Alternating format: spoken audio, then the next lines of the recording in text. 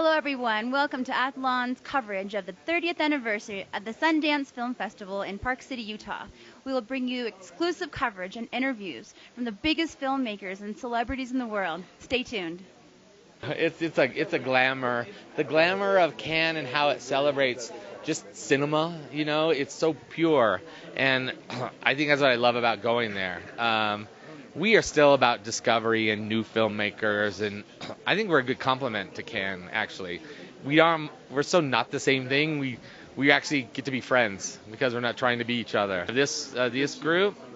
Yeah, I think this film Whiplash, that filmmaker is gonna be. Sometimes it's the film itself, like Fruitvale was, stuff like that. But sometimes it's the career that happens. And I think we're seeing this film tonight, Trip to Italy. I love that it's a second. I love Michael Winterbottom.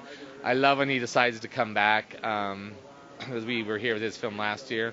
Other film, I think I Origins is going to. I stand in the back at the end of the end and just kind of hear everybody's buzz, buzz, buzz.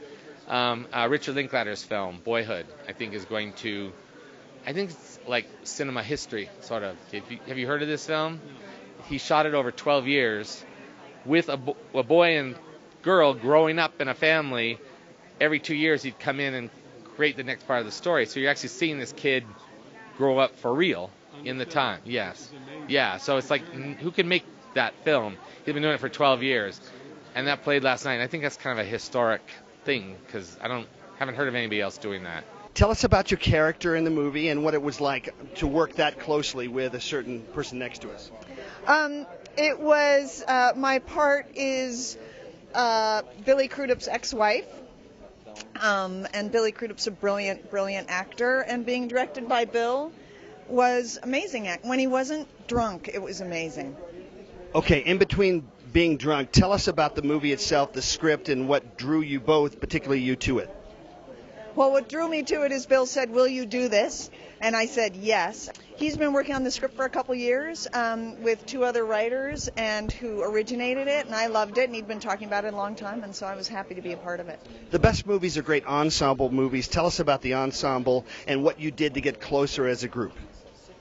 Well, that's not a question for me, to tell you the truth, because I was the ex-wife, so I was out of the ensemble. So actually, I didn't hang with them. I mean, Billy Crudup couldn't be nicer, but we kept our distance because that's what was required. Well, I hope people want to go see it. The music is fantastic, and Billy did a fantastic job. Both Billys did a good job. Anything else that you'd like to share with us at being at Sundance and the great tradition of Sundance? It's wonderful that they have this lifeline for indie movies, and it's an honor to be here. Tell us about, is this your first Sundance Film Festival?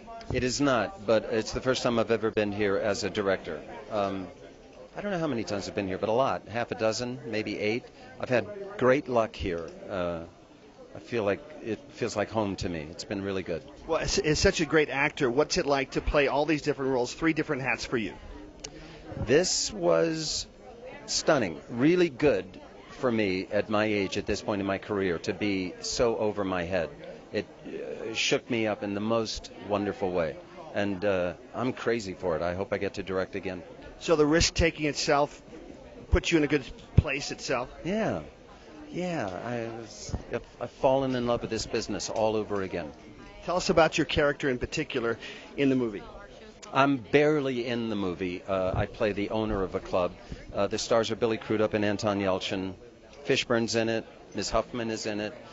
There's a lot of music, and it's about, I guess I would have to say it's about gun violence a little bit. There's a pretty stunning reveal in it that comes late in the film. I have great hopes for this. As a great actor with so much experience, tell us about the role of the director in developing the ensemble chemistry. Well, it mostly comes, truthfully, it's mostly the casting, because one would think that we sit around the director and the cast talking about acting and talking about the moments. The reality is you barely have enough time to get the thing in the can, so you have to cast it really well. You set a tone on this set, I think the director does, and the lead actor sets a tone, and luckily it was Billy Crudup.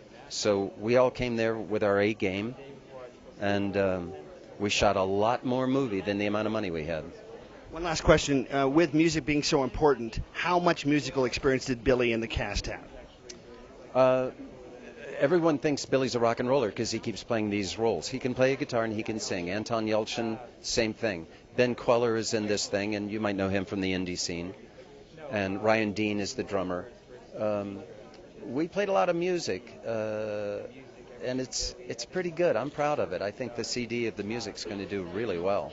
They're great songs. Well, I've worked with Michael for my 5th movie with him, so it's always great to work with Michael. He's like it's like working with family, you know. He's like an older brother.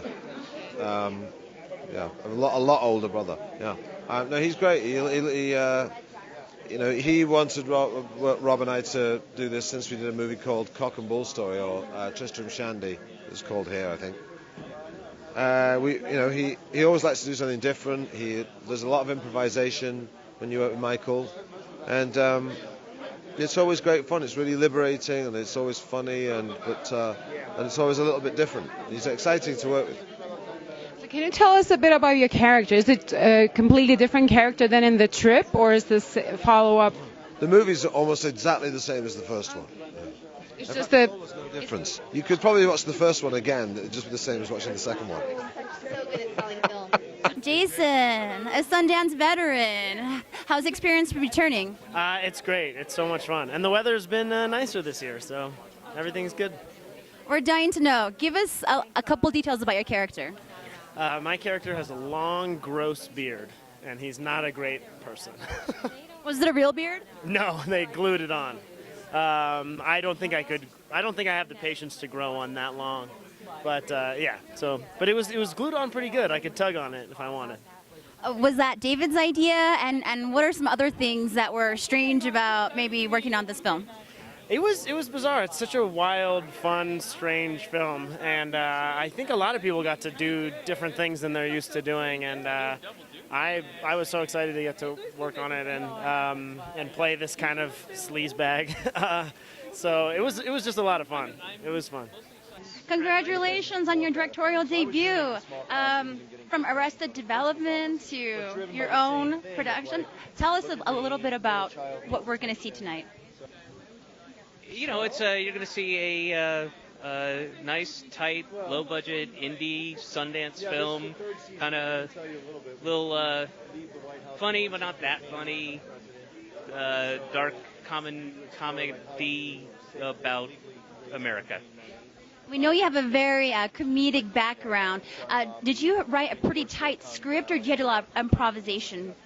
Both. I wrote a tight script, then encouraged the actors to improvise once I got the information that I needed.